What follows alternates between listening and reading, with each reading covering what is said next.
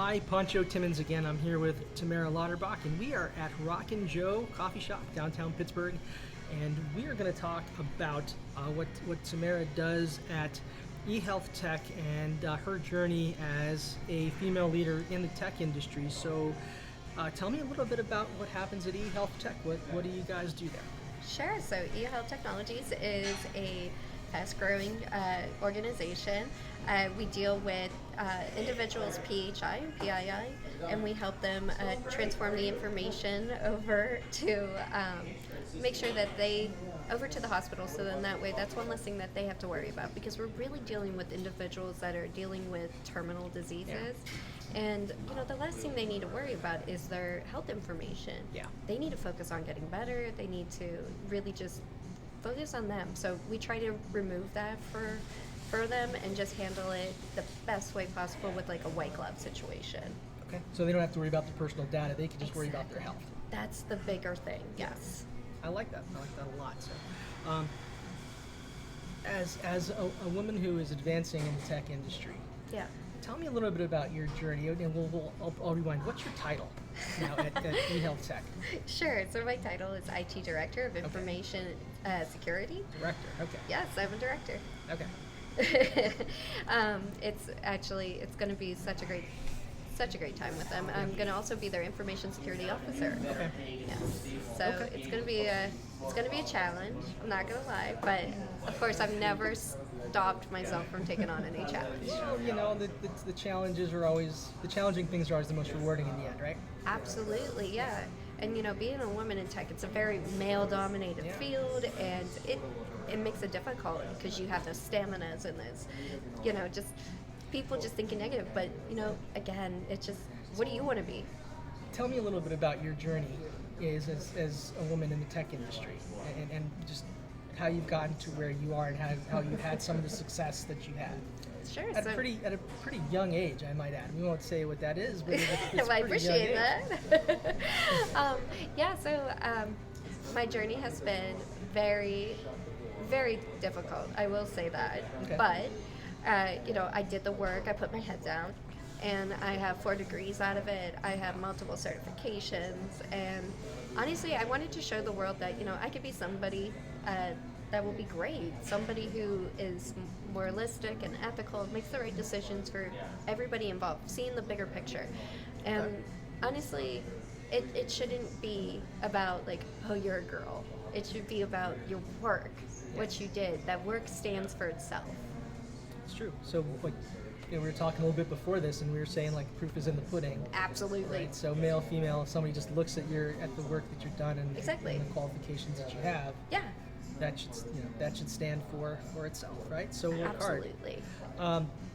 And just continuing with kind of our pre-conversation with this, what's one good piece of advice that you could give a female who's entering into the tech industry, like a young female person coming into the tech industry? What's one good piece of advice that you could give them to help them advance their career and move forward in a male-dominated industry?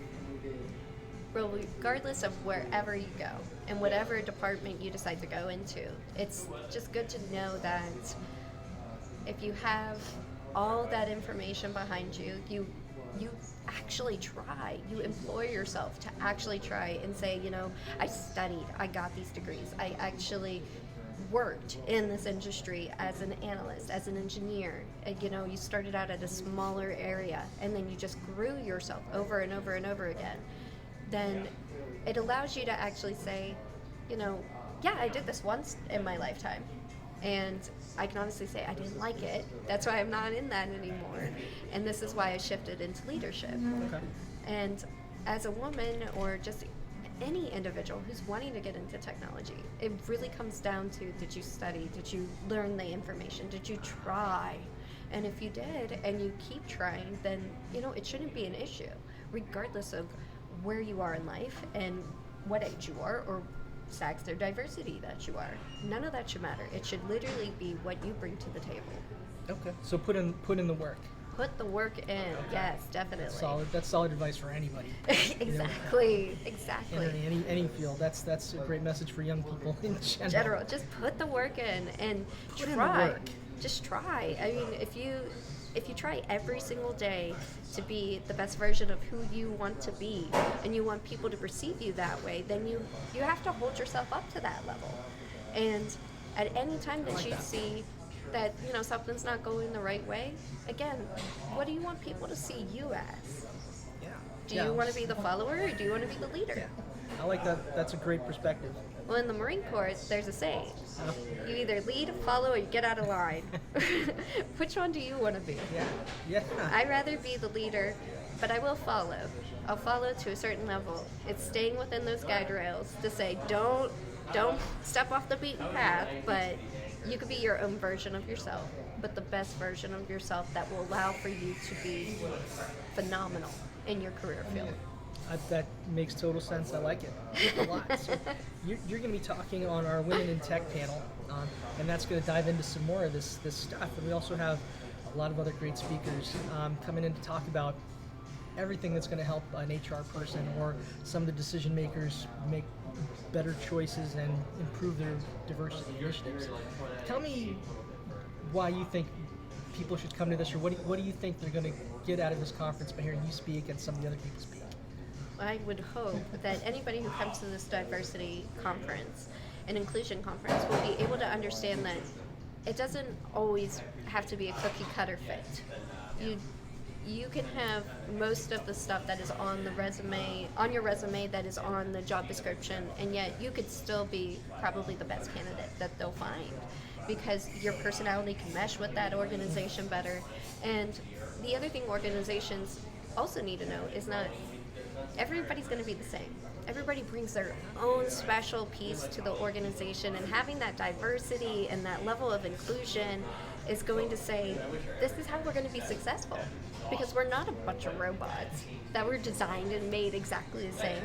I mean, regardless of your sex, your background or anything, or what you did to get there, if you bring a positive attitude that says, I'm going to be the best version of myself every single day and make a difference, even if it's a small difference, then, that's going to be something great that you could just completely push forward.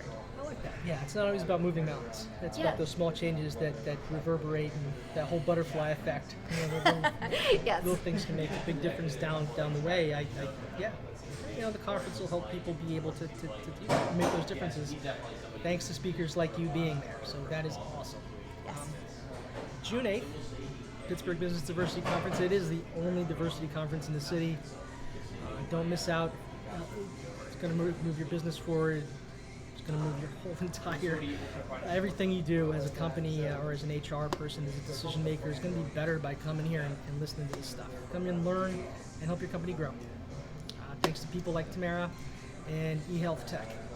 So, thanks for being here. Of course, thank you for having me. Thank you for your insight, much appreciated.